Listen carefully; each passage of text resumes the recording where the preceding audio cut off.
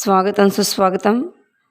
మాన్వీస్ live book వీక్షక బాంధవులందరికీ కూడా ఈ రోజున ఒక గొప్ప చాలా అందరికీ ఎంతో ఉపయోగకరమైనటువంటి విషయాన్ని పంచుకోదలుచుకున్నాను. ఈ రోజున తెల్లవారు లేచిన దగ్గర నుంచి ప్రతి ఒక్కళ్ళకి ఒకటే సమస్య: ఆర్థిక ఇబ్బందులు, అప్పుల బాధలు, స్థిరలక్ష్మి ఉండటం లేదు. అసలు ఎన్నో పరిహారాలు చేస్తారు, కనపడిన ప్రతి దాన్ని పాటిస్తూ ఉంటారు. అయితే పాటించవలసిన ముఖ్యమైన విషయాలు కొన్ని ఉన్నాయి.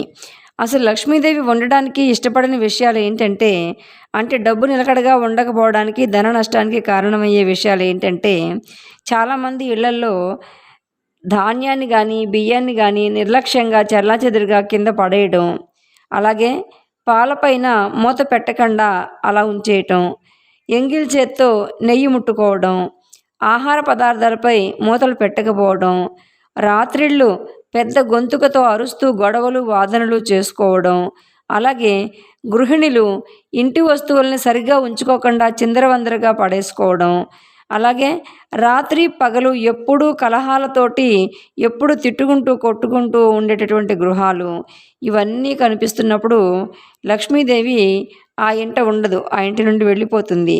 లక్ష్మి ఎక్కడ ఉంటే అక్కడ జయలక్ష్మితో కలిసి అష్టలక్ష్మిలో నివసిస్తూ ఉంటారు.